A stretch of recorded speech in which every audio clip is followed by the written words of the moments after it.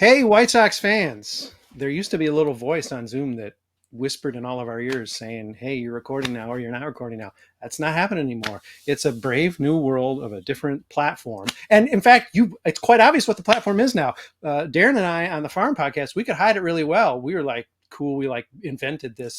Darren spent all his time generating this with all his coding. This really cool new platform, but no, now it's revealed. It's StreamYard. Yeah, it's pretty obvious there on the screen. What can I say? I don't want to duck on our screen, but right now for this podcast, because we're so devoted to getting you your White Sox podcasts en masse in high volume that I'm just going to plow ahead with my four friends from Southside Sox and Sox Populi with the duck. So Melissa Sage-Bollenbach, after tinkering with all the machinery, thank you for being here. Malachi Hayes, thank you for being here representing the 59s. Kannapolis, straight out of Kannapolis, it's Darren Black. And, Joe Resis is playing keep away. Joe is here and he's gone. We've been playing whack-a-mole, I think, as Malachi said, for this entire pre-podcast. So we may just continue. It's probably not a polite thing to say in mixed company, but we're going to continue whacking the mole here on this podcast. It's number 142, State of the Sox, I've called it. I don't know why. What else are we going to call it? Hey, look, this is what we do when we talk about State of the Sox. We put something on that says State of the Sox, and we shrink everybody down. That's ridiculous. You're all too little now, so let's hide that. But we're talking now about State of the Sox. Give me, we're 2 weeks in, or however, it seems like about 2 months. 2 weeks in. Listen, let's go around here as we play the mole game and just initial impressions of this team, about what you expected, something particularly alarming. We don't get to drive into too much detail because we're going to get to that through the rest of the podcast. But vibe check at the top of the podcast. Melissa, where are you? I think I know what I can count on from you, but where are you at? Well, we are 25th out of 30 teams in run differential at -17. So I feel like that says almost everything we need to say about the team at this point. Yeah. It's been rough. I'm wearing actually Friday the 13th like horror t-shirt today because that was the vibe that I have right now. Right. It's just kind of dread and horror of getting a repeat performance of 2022. So that's kind of where I'm at right now. They're playing like old school Kannapolis Intimidators, and that's what Darren's representing. So, we got themes going here. All right, Joe, he's playing keep away again. So it's to you, Darren. If you want to go, you can pull out of the minors this early if you need to, but just from what you've seen, because you, I believe, are someone who had a little bit higher opinion, maybe the team going in, higher hopes. So about what you were expecting, even though this is a little rough. I don't try to read too much into 2 weeks, unless, I guess, if you're the Tampa Rays, then, they're pretty good, I guess. If we only could be, Darren. We mention them all the time in the Miners podcast, so might as well keep mentioning them. But, I think the most frustrating thing is, the first week, it looked like the offense was good, and then this week, it was awful, and then the first week, not everybody in the pitching staff was fantastic, but there were at least some representative games in this past week. But in the first week, it was, you had to score 14 runs to win a game. So I guess it's good that they're putting together half of it in the first 2 weeks, and maybe they'll put together the full thing. But their starting second baseman, now starting shortstop, has a negative WRC plus. So I'm not, super confident that they're going to be all that great. I just think the division sucks. So that's helpful. Yeah. Yeah. He was so excited to be in Chicago last year. He got all the hits that were left in the bat. He used them all up for the summer. He earned him that $3 million for this year, I guess. But yeah, we'll see. Maybe there's some fairy dust still to be sprinkled where he can, I don't know, play well in Tim Anderson's stead. Malachi, what you got again? In the Darren Black camp. You're not panicking. I'm sure you're wearing the hat, so you're not panicking. But where are you at? Yeah, the late great Dennis Green The late great Dennis Green said it about a different Chicago team, but I think it applies well here. And they are who we thought they were.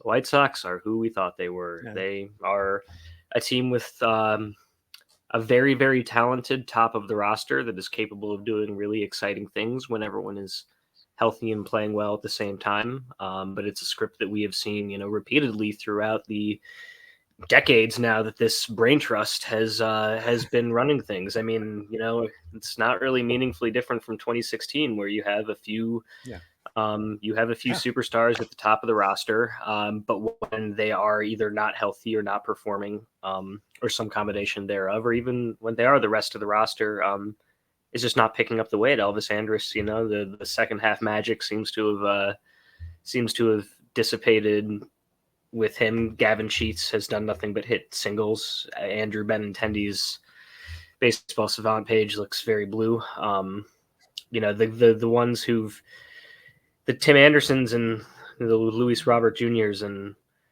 the guys who are the Yoel Moncadas, even Yasmani Grandal, the guys who are supposed to carry the team are doing their jobs, but it's a familiar story, and I don't think any of it is particularly surprising. This is if you had said what you're 5-8 after 13 games, what's the script? I don't think this is too far off from what on this podcast we might have projected 2 weeks ago.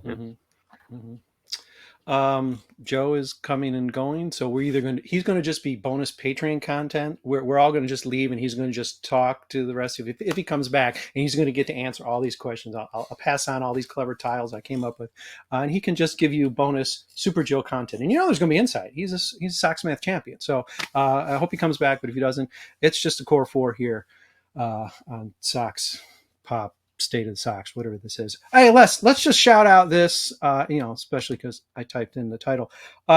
Very clever piece. I think it's David Roth, defector. Not clever, pathetic, sad, gutting, calling the White Sox the most dangerous team in the league. And I defy you to explain how they aren't, because wherever they go, they hurt themselves. First of all, they hurt themselves. They're lucky that in the last tenure of the manager didn't hurt anybody. This is a team that is just, again, and now, they are beginning to hurt, I guess other players as well. Shout out to Lenyn Sosa for taking the Buxton knee, and then the next half frame clocking a 400 something home run. I mean, I guess nothing can get that kid down. Darren has had his eye on him, saying, okay, wait, let's see if he can take the next step. Even at AAA now, he's in the majors, so he doesn't get a chance to really solve it at AAA. He's going to have to just solve it in the majors. But I'm not sure if we'll link it, because it was a well written piece. If you had read the White Sox is the most dangerous team in the league, maybe you don't have to. Maybe the title says it all. But thoughts on the traveling. The traveling demolition derby that is the Chicago White Sox. I mean, it was funny. It's pretty true. It's been going on for a while. If we remember the 3 Garcia outfield, they were hurting people left and right. That's kind of how it goes. That's Trace Garcia's in Espanol, Darren. Come on. Yes, true. Yes, sorry. I think the Lenyn Sosa one is a little unfair, because it's on the, it was on Buxton to get out of the way, by rule. Oh yeah. But still, it's, if you're running into Byron Buxton, that's a guy that's, pretty frail. So kind of just, amplifies it. But yeah, that's basically what it's been. I mean, Eloy hurts himself. He doesn't really collide with people. He collides with walls and nets and hurts himself. Tim Anderson, kind of the same thing here. I don't know, what was it, earlier this week? It feels like I'm getting the injuries mixed up already. But yeah, that's what they do. If they had depth, it wouldn't be, too much of a worry, but they don't. So we kind of have to worry. Gavin killed that gopher, or whatever it is he tripped over in right field. I think that poor animal is dead, whatever it was. It's fundamentals. I'm not sure, Pedro, early on. I know it's just too small a sample size, but early on, I'm not convinced. Any other thoughts about this rolling destruction that is the White Sox? Yeah, I think it was funny that Roth just identified how bad Rick Hahn's roster building is. I mean, I can't remember what the exact line was, but I think he compared them to just like a bunch of cabinets running the bases or something like that, or just like large, bulky furniture. Their efforts to stick a bunch of first basemen in places where they aren't supposed to. And I had a moment on a different podcast last week in which it was recalled that Andrew Vaughn actually played second base last year or 2 years ago, whatever it was. I mean, this is what happens when you do things like that. It's just a fundamentally unserious group that deserves a fundamentally unserious treatment. The White Sox are uniquely a team that hears when a player played shortstop, which, by the way, if you're a major league player, you played shortstop at some point. It could have been Pee-wee, but you played shortstop because you're good enough eventually to get in the majors. And they actually take it seriously, like, hey, Andrew, take some ground balls at shortstop. It ought to click. But that's the White Sox. Well, okay, I guess we've sort of touched on it, but let's just punch at it some more. We've got injuries again, and we have a new, I guess we have a new training staff or body physics staff or whatever the terms are for actually keeping players from getting hurt. Eloy already hurt. Tim, although not from just running to first base, but I mean, hurt. Again, small sample size, but these are the guys you expect to be hurt. Yoan hurt. Guys are getting rested preemptively. I understand we're not in an era where guys play 162 games anymore. Whatever. Okay, I'm not going to get old school and chomp a cigar over that. But when you're hoping for like 120, being like, all right. That's a drag. I think it was in the Tim Anderson Lenine piece that I think indicated that Tim Anderson in his career, since in all his full seasons, he's played in, I want to say 77. This is before the injury, 77-ish, 77% of his games, which maybe isn't bad, but that's going down. It's going down as of right now. Is there something special about this team? I don't know what's going on. I mean, you cannot count on the one guy you could count on plays in Houston now. To me, I think the biggest issue is depth. So if we had any depth, I think some of these issues of first baseman in the outfield tripping over themselves and having to drag up somebody from AAA like Sosa, who really needs to be in AAA, if we had the ability to actually draft correctly and develop correctly.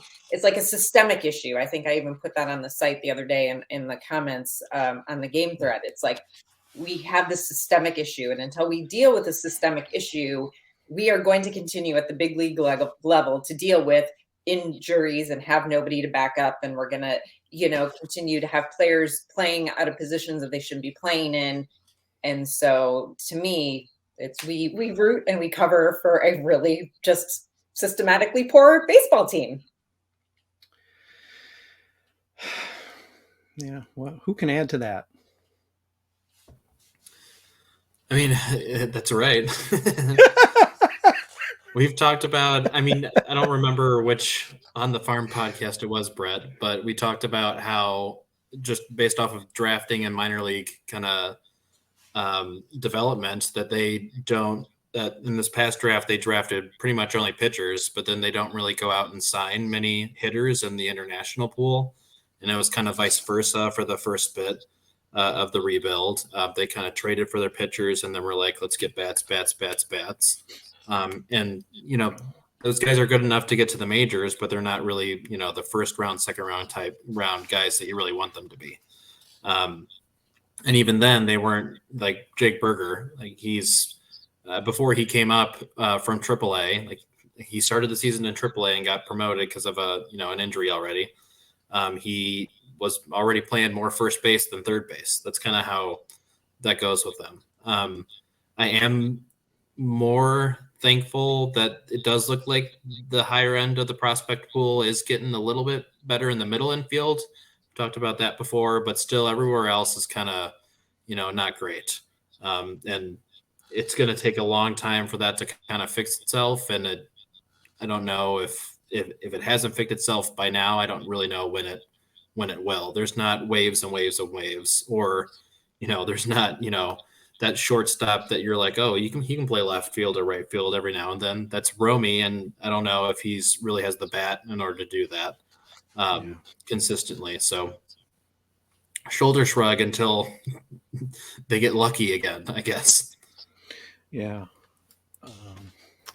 The sustainable pipeline of talent it never really materialized. And there are promising signs there. There's an alternate universe where they do spend enough money in free agency to patch over some of these holes. And then, if they're actually doing that, then maybe having Lenine Sosa, Brian Ramos, Jose Rodriguez, Colson Montgomery, some of those guys who are still at this point, for the most part, at least a year or two away from really being productive big leaguers, then you can say, okay, we do kind of like have some supplementary pieces coming up. We're not necessarily relying on them to be the guys, but now you put yourself in a situation where if one of those guys doesn't pop and turn into a star, and it's not like they're a star making factory that gives us any real reason to believe that's going to happen. They're shit out of luck if that doesn't happen. So I think when you draft Jake Berger and Andrew Vaughn 2 years apart from each other, and then you turn the other top 5 pick in between into Craig Kimbrell, into AJ Pollock, into nothing, that's, then you have gaps. The pipeline doesn't exist, and when injuries happen, you're throwing darts at the wall and preying on lottery tickets. You took the words right out of my mouth. I was gonna list those 3 because that's what a team that's stocked, that won't trade away international money, and who does manage to hit and unearth more than they miss and bury, can do. They can say, you know what, we're going to take the best college bat we've seen in 5 or 10 years, even though we don't know what else he can do except, I guess, play shortstop. But that's the White Sox can't afford to do that, and it doesn't seem like they've quite learned that yet. I mean, remember, listen, I am the senior on this podcast, so I am old enough to remember when people said, if they sign Manny Machado, where is he going to play? Or where is, I don't know, Yohan Moncada going to play? And boy, and I think it's already come up. I don't know if it's Darren, Malachi, probably all of us have said, oh, geez, to think that we thought we were crowding out Jose Abreu and he should be elsewhere because there just wasn't going to be room for him. He'd have played every game so far this year, not just because he's, stubborn and his mom gets mad at him if he doesn't play. No, he'd be playing because he needs to play. There's nobody else. Oh, this team. We're doing a podcast about them. Okay, listen, we are gonna try to pull the sun out. It is after dark right now. We're gonna try to get the sun back up again, but we do need to touch on one more thing. Well, this actually could be a positive. So let's touch on this. I don't know what to make of this rotation. It seems like one game, not bad. Like we've lowered our expectations to the basement, and then holy cow, Michael Kopech, look at him. And then we say, all right, we got Kopech. He's gonna stop this losing streak. And then Michael Kopech gives up somewhere around like 15 home runs. So let's, I just want to take the temperature of this rotation. We know it's not deep, but we know if they are performing and pitching to their potential, maybe not that you can ever get away with a rotation not being deep, but maybe they can somehow sidestep it not being so deep. Thoughts a couple weeks in on this rotation. Anybody can blurt out first. I don't care. I think it's a good enough rotation to get to the playoffs if other things go right. It's not going to be, it's not perfect, but it's not going to be the biggest issue. I think, Lance, I don't think we're going to see Cy Young, award show performances from Lance Lynn and Lucas Giolito like we were doing in 2021, 2020. Unfortunately, for a number of different reasons, I think those days are probably behind us. But I think between them, Michael Kopech, and of course, Dylan Cease taking a huge step forward and still looking like that guy. They'll get enough good starts out of them that I don't think it's ever going to be the real problem. It's not going to be as good as it should be or as good as it could be, unless they put themselves in a position to go get some help at the deadline, maybe. But I would say, content enough. I don't think there's anything too out of line with what we might have hoped for or expect. I mean, I shouldn't say that, but I'll shut up and let the floor. When I was introing my topic, I wasn't staring at Darren. I don't know if he scowled at me when I mocked the White Sox death because, hey, Davis Martin, 2 starts, 5 innings apiece. I'm making you Davis Martin's guy now, Darren. I don't want to necessarily do that, certainly not in a public forum. But your thoughts about this is depth, or I guess the performance, because it's been iffy, but I think, as Malachi said, there is something there potentially. Yeah. I mean, pretty much besides Dylan Cease the past couple years, like the main thing has just been consistency, like game to game, month to month, year to year. Like Lucas Giolito, we're at year to year with him deciding if he's good or not. The velo looks better than what it ended with. Kopech's velocity looked great the game prior, but then awful the game prior to that. So we'll see what happens next game. But that's kind of been Kopech's whole career, is what is he going to do next game? Even though he does string some things along. But we're now seeing in the bullpen too. Like even the guys that we thought were pretty good are not off to hot starts, even though, Raylo is really, pumping the fastball, but his other pitches from when we remember when he was starting, that was his problem and why he's in the bullpen. His other pitches, weren't that great. But the slider looked, fine in his last outing, I guess. But the first view, it looked pretty awful. Tanner Banks is coming back up. He's been doing pretty well. We'll see. It's just the consistency has been this rotation's problem since they put it all together. Even in the minors, the consistency was the issue. So I'd like it to be repeatable. I'd like other guys besides Cease to look good. And if they do, then maybe they'll be, 13-13 at the end of the month. I don't know. But that's pretty much where I would hope they're going to be if the rotation can actually string together 3 straight good starts instead of, 2 and then a catastrophic failure. Watch out, Rays. Tanner Banks is down. I've totally buried the lead here. Tanner Banks is back with the White Sox. All right. And I mean, listen, not to mock Tanner Banks, because he had a very solid year. Not necessarily a guy who's, going to lead you to the World Series, but pitched solidly for the White Sox as a older rookie. Melissa, I think you encapsulated it right off the top of this podcast, but thoughts specifically about the rotation. Well, I'm going to steal a tagline from Big Brother. Expect the unexpected, whether it's like the unexpectedly good or the unexpectedly bad. Like that's how I feel that this rotation is. It's completely unpredictable. And other than Dylan, I mean, he'll have the occasional, start where it looks like he doesn't have his stuff. But other than that, like I feel everybody else, you just never know what you're going to get. And to me, that over the long haul doesn't bode success. Like if you're like, well, this week maybe we'll have 2 good performances and next week we'll only have 1. And then the next week maybe we'll have 5. Yeah.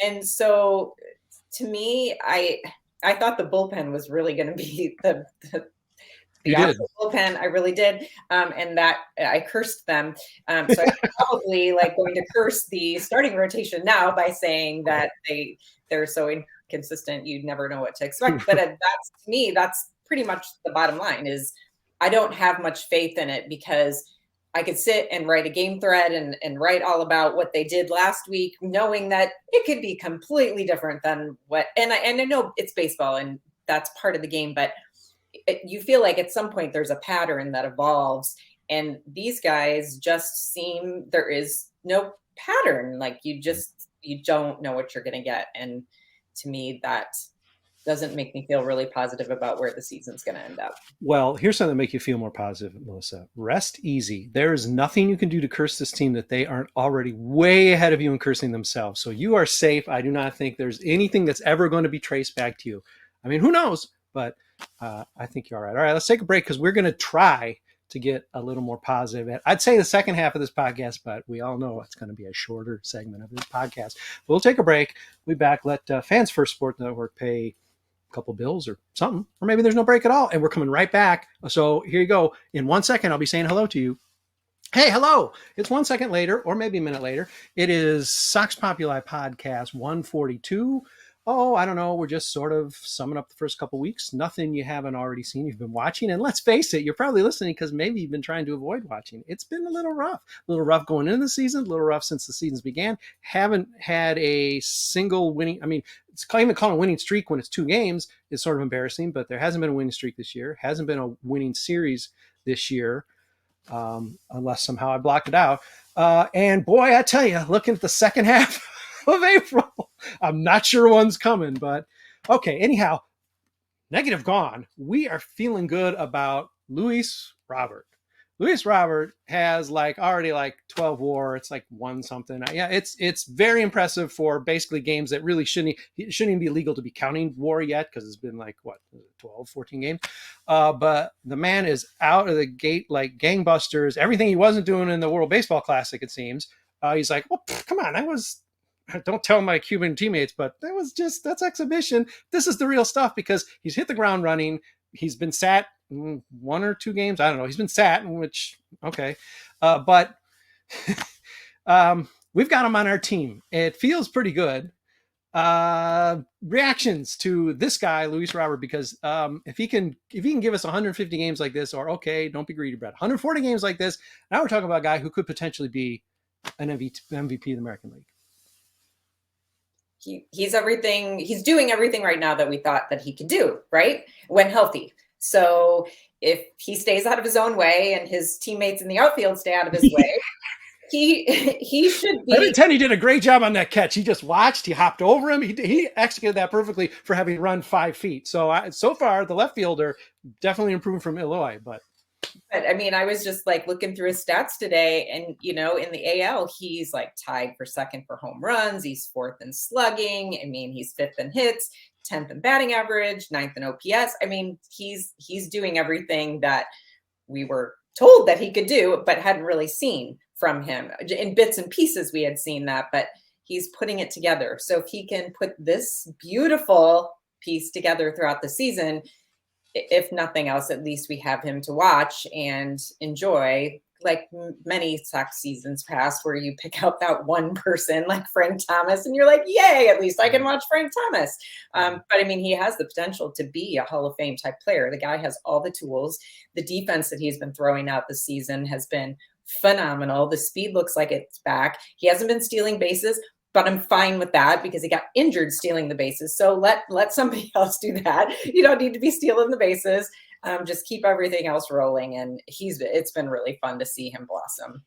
Malachi, Darren, Melissa stole some of your numbers. Your numbers, guys. You got new numbers for us? Your take can't be negative, but thoughts on what you've seen from Luis? I mean, the good has been exactly as advertised. Straight from when he was signed, this is what he was supposed to be. As my camera goes away, and then I don't.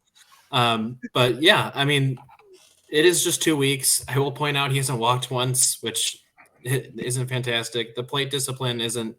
That's still the same La Pantera that we've seen previously. So I'll wait to see how it kind of ends up. But I'm pretty excited that he's actually hitting the ball with authority. That seemed like something that he was lacking. And now he's finally able to do it. What I like about Darren too, not only the old school Intimidators hat, but also now he is showing off his ventriloquism that he has been practicing all off season to bring to you on these podcasts. It is phenomenal. Malachi, what you got? I mean, listen, how you gonna follow it up? But come on, you're our cleanup hitter here. What you got on Luis? He's ridiculous, man. It's been well said.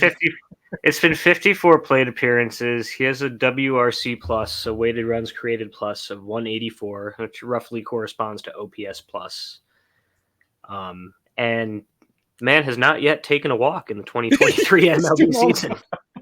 He does not have a base on balls, which is the only reason I'm going to hedge the MVP talk. The bat is just going to cool down a little bit at some point, and if he's still running a big old 0.0% walk rate, then it's going to hurt. It's going to hurt the bottom line a little bit.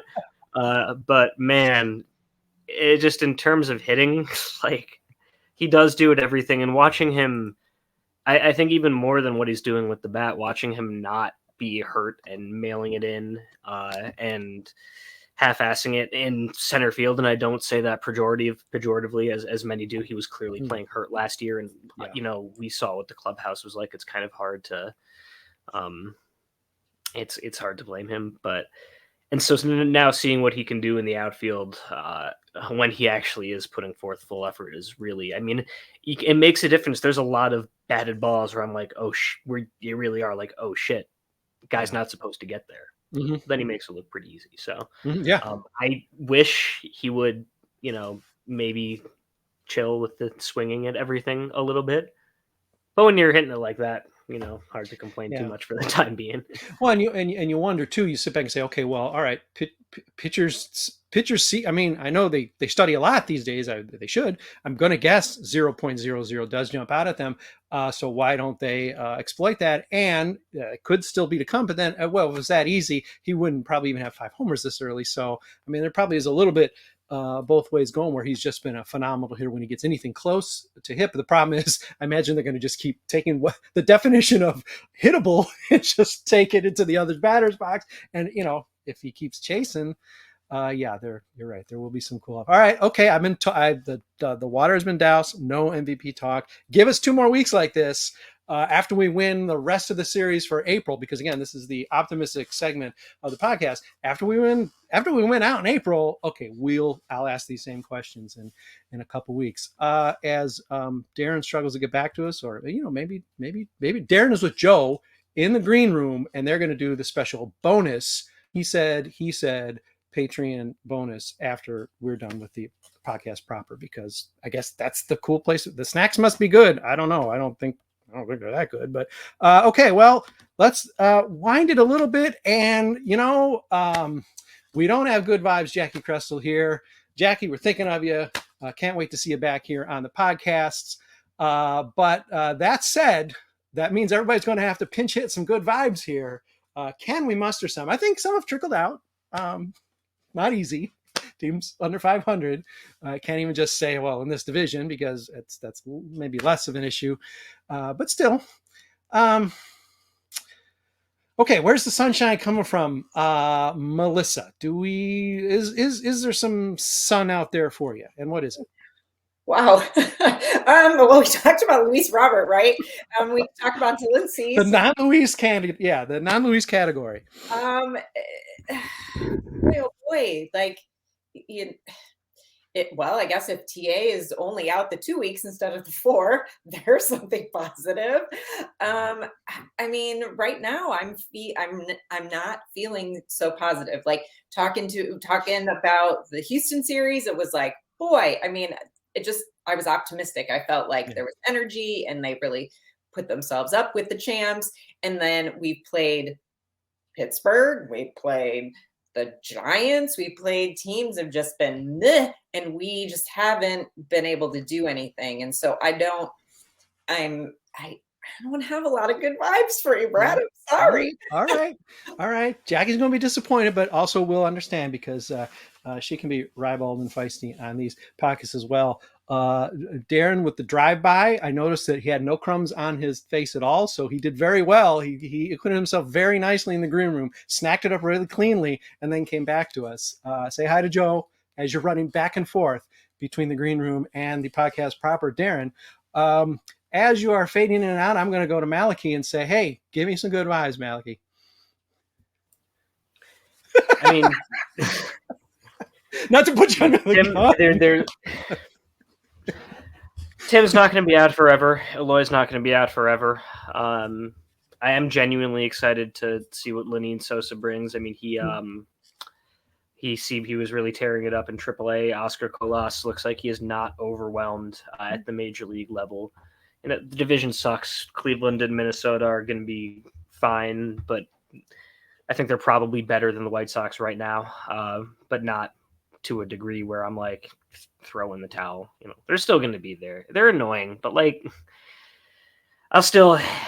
The good vibes is, you know what? We'll still probably be talking about it with some investment in July, which was not the case for a lot of the past 7 years. So, you know what? Am I grasping at straws? Absolutely, yes. But they've got some good players, and those are always fun to watch. And worth. Yeah. They have players worth going out and seeing. So I'm not Thank taking that for granted, nonetheless. Thank you for reminding me about Oscar. Yes, I should have. That and he definitely has shown that he's ready to play up at this level, and that is really exciting because he's been in spots where he easily could have looked completely rookie-like, and I think he's done a great job. So. Yeah, I love the story. Bringing it up with Darren too often. He's tired of it. He's rolling his eyes right now. In fact, he had to leave the room because he's so annoyed by this. But I just love the idea that he was assigned to Winston-Salem last year. He's like, okay, I'll play in Winston-Salem, even though I played in Japan and, I should be a two-way player, whatever he thinks of himself. And then he, sort of kills it pretty well. And he's getting super feisty being on the dash for just, like a few weeks longer he should be. And he's like starting to let it be known that he's not too, and even though he's a rookie, paid pretty well, but not, he's not Luis Robert money. And it's just, and then from the minute they said, okay, buddy, then here's your bus ticket, say hi to Birmingham. And from there, he just hasn't stopped kicking ass. That's a nice, I like that story. Hey, it's just you and me, Melissa. Oh, Darren's back. Okay. Darren, in between, I know you're hungry, in between snacks, Give me some good vibes about, and if you fade out, we'll just imagine you're speaking to us in the Intimidators cap. Good vibes. I mean, I've got one that hasn't been mentioned yet, which you guys will probably all tell me I'm silly about, but I want to see what you have to say, Darren. Yeah, I mean, the best vibes I can think of is at least people are putting together in spurts. They're looking like they're actually supposed to. Again, we've talked about consistency, but if we're looking at it from like a purely minors perspective, coming from me, like pretty much everyone that's come from Charlotte has actually done pretty well when they've come up, which is kind of funny. Or maybe that's not funny that they need them, but regardless. Yeah, I mean, I think the bullpen will end up being fine. It sounds like Eloy and Moncada are coming back this weekend, so that offense should be much better than the series we just saw. But it is against a formidable opponent, so we'll see. But I'm not really more down or more excited based off of 1 week about anybody or any team. So we'll see how it all shapes up end of April when there's more data and more thoughts to put together. But this is like, they're going to be around 500. They didn't improve the team, so they should still be right around where they were last year. Yeah. And yet somehow Darren had him in like, what was it, like 90, 91, 92 wins. So you're sitting back saying, all right. No. Oh, well, all right. 84. Okay, 84. I guess you didn't. Division. I've been thinking about you. Oh, I guess I thought about that 100 win year that you had. Davis Martin's going to get 15 of those, but. Davis Martin.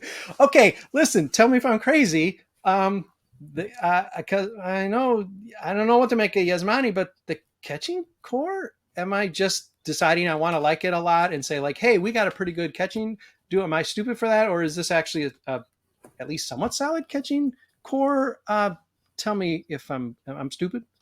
No, Yasmani looks healthy, so I think that's pretty much it. I think that's it for him. I mean, Sebi has a gigantic bat, so he'll have weeks like this. I don't think he's more than above average bat, but if that's the group of catching tandem that you have, then that's fantastic. It'd be better if they were winning with this type of catching tandem because teams don't really have that, but.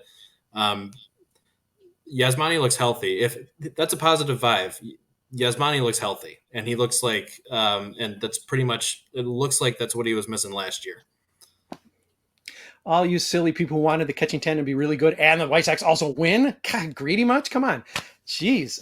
Yeah, all right, good. I maybe sort of got something right. It always makes me feel good. Thanks, Darren. That's nice of you to do for me. Okay, well, I'm sure I had plenty of other jokes to tell, but our time's running short, I guess, even though there really is no timeout. I'll let you get back to the green. Oh yeah, here, Darren. The tip is again, this is old school. I'm the senior here, I guess, even though I'm still young and spry and dashing and handsome. The antenna. You put tinfoil on it, and then sometimes you actually have to keep your hand on it, or maybe even like put it in your mouth. That gets the reception consistent, and you won't see the camera going in and out like that. So just something to try. I mean, I know you're like, what's an antenna? But just, find it, and then that's maybe something you're going to have to do. But, or not, I just love hearing your voice, so it doesn't matter. Yeah, me and the White Sox try our best, and sometimes it doesn't work out. Yeah. Sometimes we just don't get a picture, and you know what? It's not so bad when we don't. Yeah, I knew I'd wind it back to the fact that the White Sox are just a game ahead of Kansas City and a couple ahead of Detroit. But hey, we are keeping a positive here on the second half of this podcast. It's number 142. We're putting up in advance of an exciting, it promises to be an exciting Baltimore Orioles series. Exciting could turn out to be exciting for one team and not the other, but let's hope it's for our guys as the weather warms up. And then Philadelphia's coming, and then there's about 800 games against Tampa Bay, who will never lose again. And, well, who knows? If the team is intact on May 1st, I like Darren's prediction of 100 wins a lot better. Oh, that's right, 84, sorry. I like his prediction of 84 wins. That's well more than mine anyhow. So I'm willing to get on the Darren bus of 84 wins. If we can actually crawl to May 1st, feeling good. And maybe our bright spots, good vibes will be even a longer segment of our show. Okay, well, I guess that's it. Thank you, Malachi Hayes, sporting at least on and off the delicious 59 hat. Kannapolis Intimidator, Darren Black, old school, and Friday the 13th horror movie, jumping out of the closet and stabbing you until you bleed to death. It's Melissa Sage-Bollenbach. Thank you all for joining me. I am about at 1.5 ears, so hopefully with 2 ears next podcast, I will be ready to, be even more charming than usual. Thank you for listening. Maybe we will lose the duck. Perhaps we will excise the duck for our next podcast. And if not, get used to the duck. That'll be our new logo. We are StreamYard Sox Populi. All right. Thanks everybody. And we'll catch you sooner than you're ready for us.